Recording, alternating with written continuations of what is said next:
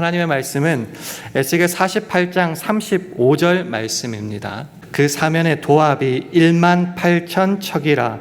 그날 후로는 그 성읍의 이름을 여호와 삼마라 하리라. 아멘. 어떤 분이 그러시더라고요. 여호와 삼마라는 말은 태어나서 처음 들어봤다라고 하시는 분도 계십니다. 오늘 본문은 에스겔서의 제일 마지막 장, 제일 마지막 절에 나오는 내용입니다. 여호와 삼마는 말 그대로 풀이하자면은 여호와께서 거기 계시다. 영어로 굳이 표현하자면 The Lord is there 이란 말입니다.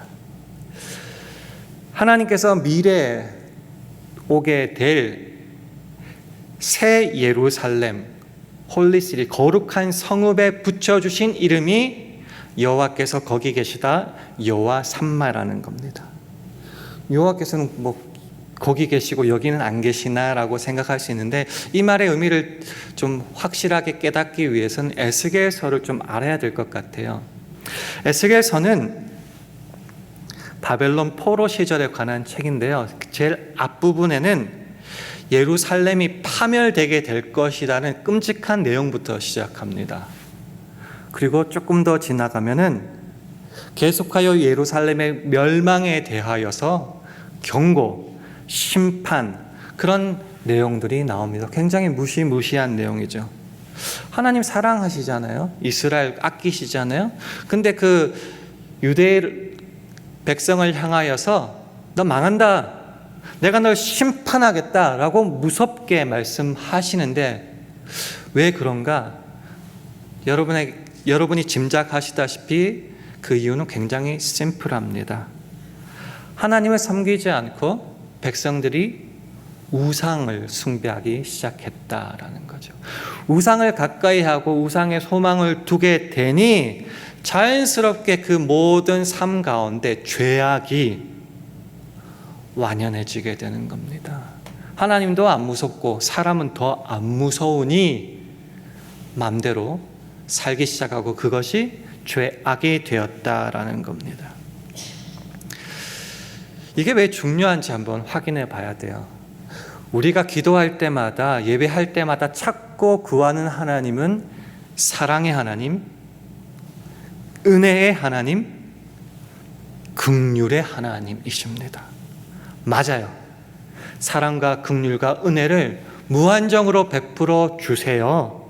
근데 잊지 말아야 될 것은 동시에 그 하나님은 질투하시는 하나님이심을 기억해야 합니다.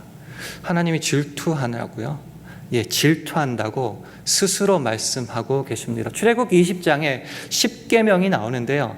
거기 2계명 중에 나오는 말씀입니다. 출애굽기 20장 4절에서 6절 말씀을 화면을 보시고 한 절씩 교독하겠습니다. 너를 위하여 새긴 우상을 만들지 말고, 또 위로 하늘에 있는 것이나 아래로 땅에 있는 것이나 땅 아래 물속에 있는 것에 아무 형상이든지 만들지 말며 그것들에게 절하지 말며 그것들을 섬기지 말라. 나 여호와 너희 하나님은 질투하는 하나님인즉 나를 미워하는 자의 죄를 갚되 아비로부터 아들에게로 3, 4대까지 이르게 하거니와. 함께 읽습니다. 나를 사랑하고 내 계명을 지키는 자에게는 1000대까지 은혜를 베푸느니라. 아멘. 질투하시는 하나님, 마음이 이렇게 좁쌀만해서 그렇게 생각하지 마시고, 이 질투하시는 하나님을 가장 쉽게 풀이하면 이렇게 될 것 같아요. 딴 사람 보지 말고, 다른 사람 보지 말고 나만 바라봐라는 겁니다. 나만 바라봐. 왜 주님만 바라봐야 되죠? 왜 하나님만 바라봐야 되죠? 그는 우리의 창조주, 그 안에 생명과 복이 있어요. 구약 말고 신약식으로 바꾸면 그 아들을 믿는 자에게는 영생, 생명이 있는 거예요. 안 믿는 자에게는 없다라는 거죠. 우리가 받을 유업, 산업, 그 전부는 하나님께로부터 온다는 거죠. 그러니 내가 너를 창조하였고 내가 너를 불렀고 구원하였고, 그래서 나와 함께 살 때만이 가장 좋은 만복을 누릴 수 있으니 결론은 뭐예요? 나만 바라보자. 나와 함께 거하자. 나와 함께 가자라고 말씀하시는 겁니다. 그거를 부정적으로 표현하면 뭐라고요? 질투하시는 하나님이라는 겁니다.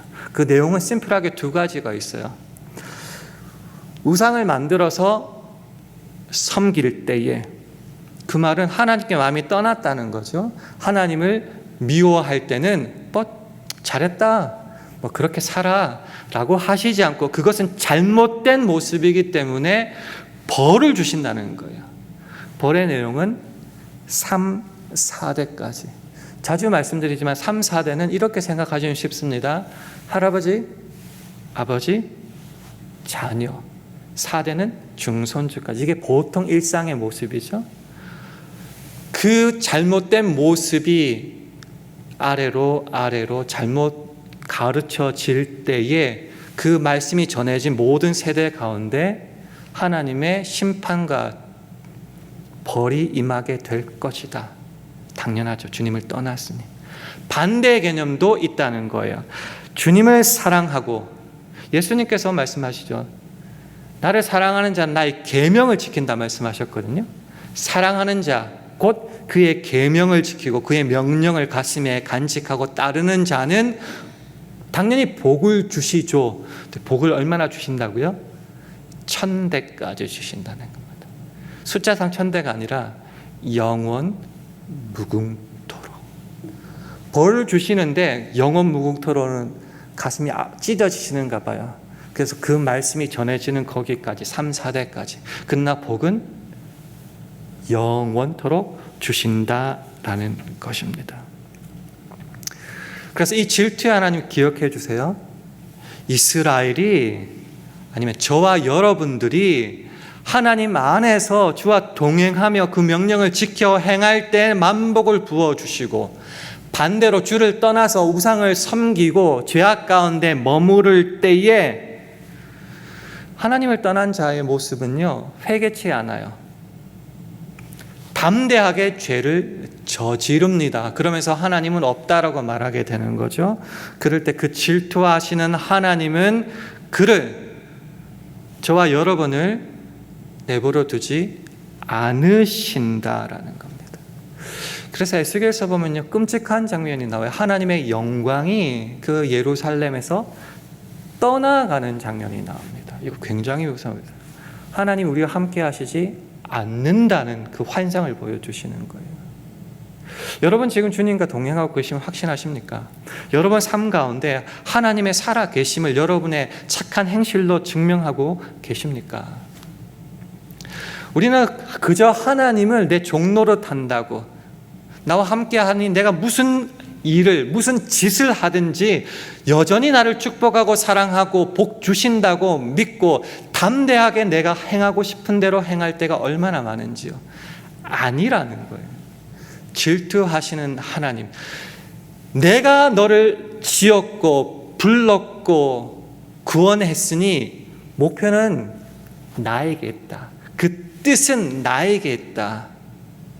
심판하시고 복 주시는 분도 저와 여러분이 아니라 하나님이다라는 겁니다. 그렇기 때문에 하나님의 자녀, 주의 백성이라도 내 멋대로 살 수 있냐? 아니다라는 것을 머릿속에 확실하게 새겨 놓아야 됩니다. 아니요, 반대로 생각하셔야 돼요. 내가 하나님의 자녀이기에, 세상에서 저와 여러분을 불러내셨고 자기 소유를 삼으시고 아들, 딸로 삼으셨기에 하나님의 자녀다운 모습을 더욱더 살기를 기대하신다라는 거죠. 그래서 잘못된 길을 갈 때에는 성경의 표현을 한번 보면요, 징계하신다, 채찍질하신다. 왜요? 내 자녀, 내 소유이기 때문에 그렇다는 거죠. 히브리서 12장 6절 8절 말씀인데요, 주께서 그 사랑하시는 자를 징계하시고 그의 받으시는 아들마다 채찍질하심이니라 하였으니. 징계라는 걸 퍼니시먼이라고 생각하지 말고요, 디스플레인, 훈련이라고 생각하세요. 내 자식이니까 자식은 아버지의, 어머니의 이름값이잖아요. 그러니 제대로 살기를 원하셔서 잘못된 길로 갈 때에 결코 내버려 두지 않습니다. 내버려 두면 뭐라고요? 8절은 이렇게 말합니다. 징계는 다 받는 것이거늘 너희에게 없으면 사생자요 참 아들이 아니니라. 너 하나님이 부모가 아니다라는 거죠. 징계가 있다, 훈련이 있다, 때로는 고통 속에 나를 이끄신다. 내가 진짜 하나님의 자녀구나. 왜요? 그때 내가 잘못하고 있기 때문에 그렇다는 것입니다. 요한계시록 3장 19절에 보면 라오디게아 교회에게 하신 주님의 음성이 있습니다. 물론 내가 사랑하는 자를, 잘 들어보세요. 내가 사랑하는 자를 책망하여 징계하노니. 사랑하기 때문에 책망하고 징계하세요. 그 책망과 징계의 목적이 두 가지가 나옵니다. 그러므로 네가 열심을 내라, 회개하라. 우리를 찾아오셔서 때로는 응답 받으시길 원하시면서 툭툭 건드리시고 두렵게 하시고 때로는 책망하시는 이유는 첫 번째, 열심을 내라는 거죠. 차든지 덥든지 하라는 거죠. 너무 지금 게을러서 누워있다, 일어나라, 열심을 내라.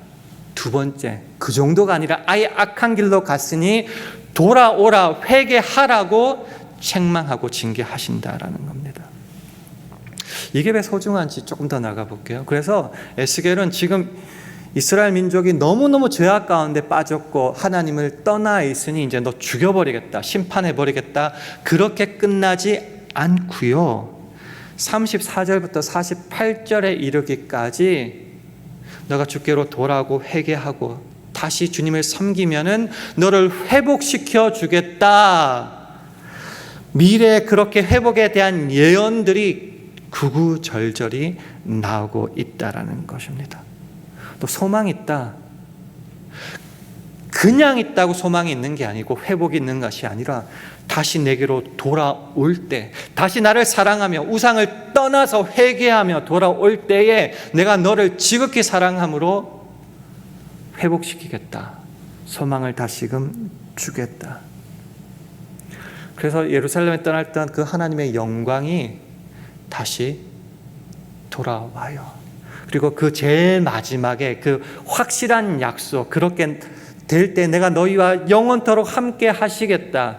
그래서 지금 죄악 중인 성은 말고요, 홀리시티, 새 예루살렘, 다시 주께로 돌아왔을 때 내가 거기에 머물겠다. 여호와 삼마, The Lord is there. 어디요? 아무렇게나 있는 게 아니고요, 우리가 회개하여 주를 따를 때에, 주를 섬길 때에 거기에 너희가 어떤 형편에 있을지라도 내가 너와 함께하여서 너에게 복을 주고 채워주겠다라는 것입니다. 그래서 한번 잘 생각해 보세요. 범죄한 자녀에게 하나님께서 징계하시고 채찍질 하시는 것은 멸망과 심판을 위함이 아니라 회복을 위한 것이고요, 무엇이 참된 길인지 깨닫고 돌아오게 하심이고요, 그래서 멸망은, 심판은 은혜의 시작입니다. 이 믿음이 있을 때에 내가 죄악 중에 나를 버려두지 않으시고 망하도록 내버려두지 않으시고 나를 찾아와 말씀하시고 징계하시고 채찍질하시는 주님이 얼마나 나를 사랑하시는지 눈물로 고백할 수밖에 없다라는 것입니다. 돌아오라. 내가 너 얼마나 사랑하는 줄 알지? 그러니 나의 사랑하는 자녀로 나와 지금부터 영원토록 함께 가자. 그 이스라엘 향하여, 저와 여러분을 향하여 하시는 그 약속의 말씀이 여호와 삼마, 아도나이 샤마라는 것입니다. 거꾸로 다시 한번 가보죠. 즉 정리를 해야 되기 때문에 우리가 고백하기는 하나님은 우리를 너무너무 사랑하셔서요, 그래서 그의 백성, 그의 자녀들과 영원토록 함께 하십니다. 가장 많이 예를 드는 성경 구절이 시편 139편이에요. 거기에 이런 말씀이 있어요. 내가 주의 신을 떠나 어디로 가며 주의 앞에서 어디로 피하리까? 내가 하늘에 올라갈지라도 거기 계시며 음부의 내 자리를 펼지라도 거기 계시니이다. 내가 새벽 날개를 치며 바다 끝에 가서 거할지라도 곧 거기서도 주의 손이 나를 인도하시며 주의 오른손이 나를 붙드시리이다. 되게 멋있게 표현하는데 한마디로 표현하면은 나는 하나님의 눈에서, 관심에서, 그 품에서 떠날 수 없다. 반대로 말하면 하나님은 언제나 어떤 상황에서도 어디에서나 나와 함께 하신다. 여러분은 이것을 어떻게 받아들이십니까? 좀 구속이라고 생각하십니까? 끔찍하다고 언제나 나 바라보니까? 아니면 자신감이 생기십니까? 저는 그 두 가지를 항상 마음에 뒀으면 좋겠습니다. 우리가 왜 범죄하기가 쉬워지죠? 하나님을, 내 앞에 계시는 코람데오의 하나님을 인식하지 않아서 그래, 잊어버려서 그래요. 그러니 거침없이 죄를 저지르고 험한 말을 쏟아낼 수밖에 없죠. 그러니까 하나님이 계시다는 것은 그때 깨달아야지 내 언행 심사가 조정된다라는 겁니다. 반대로 하나님이 언제나 나와 함께 하시기에 자신감이 있어서 내가 하고 싶은 대로 하면은 하나님의 뜻대로 살아가는 사람이 아니죠. 그럴 때는 경건, 하나님 앞에서의 내 모습, 경외, 두려워하는 그 마음을 가져야 된다는 것이죠. 그래서 139편 7절에서 10절에 보면은 조금 전에 읽었다시피 어디에 가나 하나님이 함께 하신다라고 고백한 다음에 139편을 마무리하면서 이렇게 정리하고 있습니다. 139편 23절 24절을 화면을 보시면서 우리 함께 읽겠습니다. 시작. 하나님이여 나를 살피사 내 마음을 아시며 나를 시험하사 내 뜻을 아옵소서. 내게 무슨 악한 행위가 있나 보시고 나를 영원한 길로 인도하소서. 이게 마무리였어요. 하나님이 언제 어디서나 나와 함께 하심을 믿을 때에 너무 신나고 기뻐서 내가 하고 싶은 대로 행하는 것이 아니라 주님 안에 있을 때에, 그 주님 마음에 들 때에, 그 주님을 사랑할 때 만복을 누림을 깨닫기에 어떻게 하라고요? 내가 지금 오늘도 제대로 걸어가고 있는지 하나님 좀 도와주시고 살피게 해주세요 라는 겁니다. 하나님이 함께 하심에 기쁨이 있다면 반대로 하나님이 함께 하시지 않을 때의 그 비참함과 그 두려움과, 이렇게 표현드리면 어떨지 모르겠지만 그 공포도 확실하게 다가올 거예요. 그러니까 그 안에 있을 기쁨, 감사, 평안, 희락 안에 있으면 되잖아요. 그러니 내 마음을 좀 알아주세요. 시험해 주세요. 내 뜻을 아세요. 그래서 정말 내 처음부터 끝까지 다 보시고 정말 악한 행위가 있는지 한번 확인해 주시고, 혹시 그렇게 됐다면 깨닫게 해주셔서 영원한 길, 그 생명의 길로, 그 만복의 길로만 걷게 하여 주시옵소서. 그 기도와 그 모습이 있을 때 거기에 여호와 삼마, 주님은 언제나 함께 하십니다. 반대로 한번 말해 볼게요. 그럼 내가 잘못된 길로 갈 때는 하나님은 아무렇게도 관심이 없으시고 나를 떠나시는가? 아니라는 거. 그런 증거가 있나요? 예, 있어요. 신약 예를 한번 들어보겠습니다. 요한복음 1장 14절 말씀을 화면을 보시면서 같이 읽겠습니다. 시작. 말씀이 육신이 되어 우리 가운데 거하심에 우리가 그 영광을 보니 아버지의 독생자의 영광이요 은혜와 진리가 충만하더라. 말씀이 육신이 되셨다. 그 어려운 한자어로 성육신이에요. 육신이 거룩한 성자가 아니고 이루 성자예요. 육신이 되셨다. 그래서 성육신이라고 하는 거예요. 근데 말씀이 육신이 되셔서 그 다음 표현이 되게 중요해요. 우리 가운데 거하심에라고 되어 있습니다. 그 성육신 하신 그 예수님께서 우리 가운데 거하신다. 거하신다는 말은요, 쉽게 말하면 그 당시 텐트 있죠, 장막을 친다라는 표현이에요.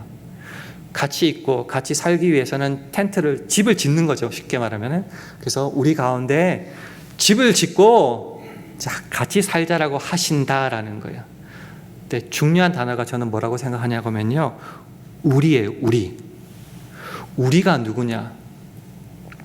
지금 14절인데요. 그 위에 12절에 보면요, 영접하는 자, 곧 그 이름을 믿는 자들에게는 하나님의 자녀가 되는 권세를 주셨다고 했어요. 무슨 말이냐? 주님을 receive, 영접하는 게 뭔가? 주님을 믿는 거예요. 믿을 때 다른 것 아무것도 안 보고 하나님의 자녀가 되도록 하셨어요. 그 자녀된, 그 하나님의 백성된 그와 예수님은 함께 살기 위해서 텐트를 치시고 집을 지으시고 함께 거하신다.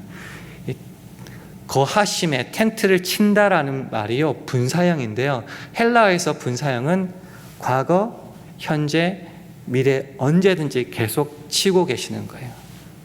같이 거하시는 거예요. 예수를 안 믿으면 생명이 없다 그랬죠. 근데 그의 아들을 믿는 자에게는 생명이 있어요. 그럴 때에 생명 허락하여 주시고, 또 다른 성경 구절에 보면은 성령이 우리 안에 그때로부터 거하시는 거예요. 언제나 거하세요. 근데 예수 안 믿는 사람이 아니고요, 예수를 믿는 자, The Lord is there. 예수를 믿는 자 안에, 주를 사랑하는 그 자 안에 언제든지 거하신다라는 것이죠. 그러니 그 안에 거하며 그 길을 따라서 주의 사랑의 모습으로 살아갈 때에 여호와 삼마는 언제든지 내게 된다라는 겁니다. 적용을 한번 해볼까요? 날씨가 엄청 더워졌습니다. 막 짜증나죠. 다른 데서 담임 목사 사역하시는 친구 목사님 얘기 들어보니까 100도가 맨날 넘는다 그러더라고요. 너무 짜증나는 거예요. 삶은 또 팍팍하죠. 돈도 여유가 잘 없어지는 것 같고, 경제도 별로 안 좋은 것 같고, 일마다 사람마다 잘 안 되는 것 같고, 사람은 그럴 때 자꾸 좋은 소리 안 하죠.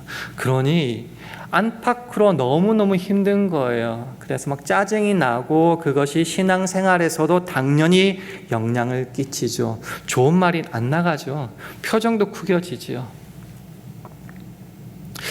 짜증난다, 피곤하다, 일이 잘 안 풀린다, 이것이 내가 하나님의 자녀답지 않게 살아도 괜찮다는 면죄부는 아닙니다.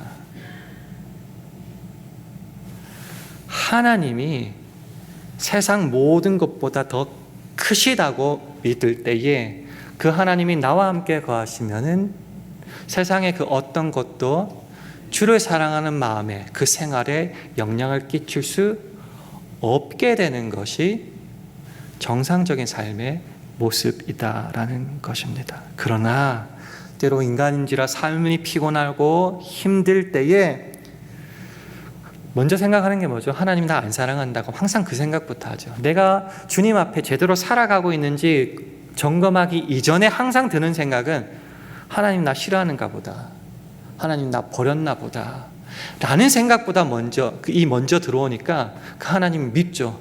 내가 그 하나님 위해서 살 이유가 뭐가 있어요? 그러니 하나님도 나를 이렇게 대했으니 나도 하나님을 버리겠다라고 자꾸 죄악 가운데 세상으로 나가게 된다라는 것이죠. 또 믿음이 있다는 이유로 어떻게 하냐면은 내가 이렇게 좀 게으르고 이렇게 주님을 욕하고 때로는 게을리 살아도 하나님 날 너무너무 사랑하여 주셔서 그래도 복 주실 거야 라고 이 믿음이 너무 강하다는 거죠. 그 제대로 된 믿음 아닙니다. 내가 잘못된 길로 걸어가고 있을 때 하나님이 나를 징계하시는 것이 정상적인 사랑입니다. 그러니 때로 내가 잘못 살기에 하나님이 징계하신 거를 하나님이 나를 미워하신다고 말하면은 그것은 우리의 잘못이다 라는 것이 성경입니다. 예를 한번 들어볼까요? 에스겔서 36장 27절에 이렇게 말씀하십니다. 또 내 신을, 신발이 아니고요, 스피릿, 하나님의 성령 말합니다. 또 내 신을 너희 속에 두어 너희로 내 율례를 행하게 하리니 너희가 내 규례를 지켜 행할지라. 내가 하나님을 사랑하고 하나님의 명령을 지켜 살아가는 건 내 힘과 능력, 어떤 자원 때문이라고 믿죠? 아니라는 거예요. 우리 안에 거하시는 성령이 어떠한 상황 속에서도 그 주님의 율례, 규례, 명령, 말씀을 지키도록 인도하신다라는 것이죠. 하나님이 내 안에 거하신다는 걸 믿고 그 주님과 동행하며 살 때에 환경 핑계되지 않는다는 겁니다. 고린도전서 6장 19절은 말하죠. 너희 몸은, 내 몸뚱아리는 너희가 하나님께로부터 받은 바 너희 가운데 계신 성령의 전인 줄을 알지 못하느냐. 하나님께서 우리에게 성령을 부어주셔서 성령이 우리 안에 거하신다는 거예요. 뒷말이 되게 멋있고 무섭습니다. 너희는 너희의 것이 아니라. 내가 살아도 주를 위하여 살고 죽어도 주를 위하여 죽나니 그러므로 사나 죽으나 우리는 주의 것임을 믿고 살아갈 수 있어야 되는 거죠. 여기 어디에 환경에 대한 어떤 컴플레인이 있겠습니까? 물론 힘들죠. 그러나 그 모든 것을 극복하고 살 수 있도록 성령이 우리를 주장하여 주신다라는 것이죠. 그래서 주님은 언제나 우리와 함께 하실 준비가 이미 되어 있고 이미 우리 안에 와 계십니다. 그 주님을 확인하고 믿고 따라갈 때 우리의 삶은 달라질 수밖에 없다. 이게 왜 중요한가? 다시요. 주님을 사랑하고 그의 명령을 지키는 자에게는 천대까지 복을 주신다. 이것만 기억하면 돼요. 뭐 못하고 이런 거는 기억 안 해도 돼요. 왜? 그렇게 안 살면 되니까요. 말씀을 한번 정리해 보겠습니다. 여호와 삼마, 거기에 계시는 주님, 거기가 어디라고요? 내 하고 싶은 대로 살면서 망가뜨려진 삶이 아니라 주 예수를 그리스도로 고백하여서 주와 함께 동행하는 그 삶 가운데 언제나 함께 하신다. 그 삶은 어떻게 되어야 된다고요? 내 멋대로 사는 삶이 아니라 하나님께서 원하시는 그 삶으로 살아가는 삶. 그 삶에 도달하기 위해서 하나님은 사랑하시기에 간섭하신다. 못하면은 기억하세요. 징계하십니다. 채찍질하십니다. 잘하면요 만복을 막 부어 주신다라는 겁니다. 그러니 어떻게 해야 될까요? 여호와 삼마를 내 가슴 속에 새긴다면은 내 속에 거하시는 하나님, 나와 함께 하시는 하나님, 내가 무엇을 하든지 지켜보시는 하나님이 계시다는 것을 확인하면은 어떻게 살아야 될까? 에스겔서에서 30번이나 반복되는 구절이 있습니다. 많이 들어보셨을 건데요. 이런 말씀입니다. 너희가 나를 여호와인 줄 알리라. 하나님은 여러분에게 진짜 하나님입니까? 하나님이 말씀하시는 것, 그 모든 것에서 하나님이 하셨음을 확인하고 믿고 계십니까? 징계를 주시던 복을 주시던 하나님이 하셨다라고 믿고 그 말씀대로 살아가기로 결단하십니까? 그래서 말씀마다 30번에 걸쳐서 너희가 나를 여호와인 줄 알리라 라고 말씀하시는 겁니다. 그렇게 살아간 사람이 있을까요? 수많은 사람들이 있겠지만 오늘은 한 예만 들어보고 마무리하겠습니다. 데살로니가 교회 성도들인데요. 사실 데살로니가 교회 성도들은 처음에 정할 때요, 사도 바울 욕하고요, 막 핍박하고 막 그랬던 사람들이에요. 근데 그 사람들에게 사도 바울이 이렇게 편지 쓰는 장면이 나옵니다. 데살로니가전서 1장 9절 10절인데요. 제가 한번 읽어보겠습니다. 저희가 우리에 대하여 스스로 고하기를 우리가 어떻게 너희 가운데 들어간 것과 너희가 어떻게 우상을 버리고 하나님께로 돌아와서 사시고 참되신 하나님을 섬기며 또 죽은 자들 가운데서 다시 살리신 그의 아들이 하늘로부터 강림하심을 기다린다고 말하니 이는 장래 노하심에서 우리를 건지시는 예수시니라. 그렇게 사도 바울을 핍박했던 그 사람들이 실제로 그들의 삶이 어떻게 변화되었냐면요, 우상을 버렸다는 겁니다. 그리고 하나님께로 돌아왔어요. 이게 1번이에요. 2번, 우상을 버리고 하나님께로 돌아왔는데 거기서 끝나는 것이 아니라 사시고 참되신 그 하나님을 섬겼다는 겁니다. 예배드리고 소망으로 삼고 말씀하신 대로 살기로 결단만 한 게 아니라 실제로 삶을 살아내었다라는 겁니다. 근데 그게 뭐 하루 이틀이지라고 생각하겠지만 마지막 세 번째가 그거예요. 예수님이 심판주시죠. 예수님께서 하늘로부터 다시 오실 날을 기다리면서, 이게 무슨 말이에요? 언제 오실지 모르죠. 항상 깨어서 여호와 삼마 거기 계신 하나님을 마음으로 생활로 확인하며 살아내면서 그 오실 날을 기다리면서 살았다. 그게 뭐예요? 주님 뜻대로 살았다는 겁니다. 이게 정리하는 모습인 것 같아요. 여호와 삼마, 나와 함께 하시는 하나님, 내가 어떻게 하는지 지켜보신 하나님이라면은 난 어떻게 살아야 될까? 다시 정리합니다. 우상을 버리고 하나님께로 돌아오는 거예요. 돌아왔다는 것은 하나님의 말씀을 따라 사시고 참되신 하나님을 섬긴다는 것이고요. 그 섬김의 삶이 언제까지요? 예수님께서 이 땅에 다시 오시는 그날까지 그 주님을 기다리면서 어떻게 기다려요? 거룩하고 경건하게 살아내었다. 그 삶이 저와 여러분의 것이 되었으면 좋겠습니다. 날씨 많이 덥죠? 게을러지고 싶죠?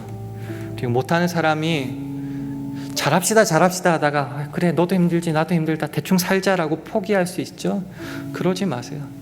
하나님은 우리 가운데 계십니다. 우리가 주의 복을 만복을 누리기를 원하십니다. 때로는 채찍질하시며 징계하시며 돌아와서 나와 함께 살기를 원하십니다. 그렇다면은 그 주님 앞에 부끄러움 없는 삶을 어떠한 환경 속에서도 살아가야 된다는 겁니다. 그 삶을 살아가는 저와 여러분 되시기를 주님의 이름으로 축원합니다. 기도하겠습니다. 하나님 아버지, 우리와 늘 함께 거주하셔서 날마다 거룩하게 살 수 있도록 간섭하시고 인도하여 주시니 감사합니다. 너희가 나를 여호와인 줄 알리라, 그 말씀을 날마다 되새기게 하여 주옵소서. 그래서 우리 삶의 모든 영역에서 주님과 동행함의 기쁨을 알게 하시고 우리 몸을 하나님이 기뻐하시는 거룩한 산제물로 드리는 모든 샬롬의 가족 되게 하여 주옵소서. 예수님 이름으로 기도합니다. 아멘.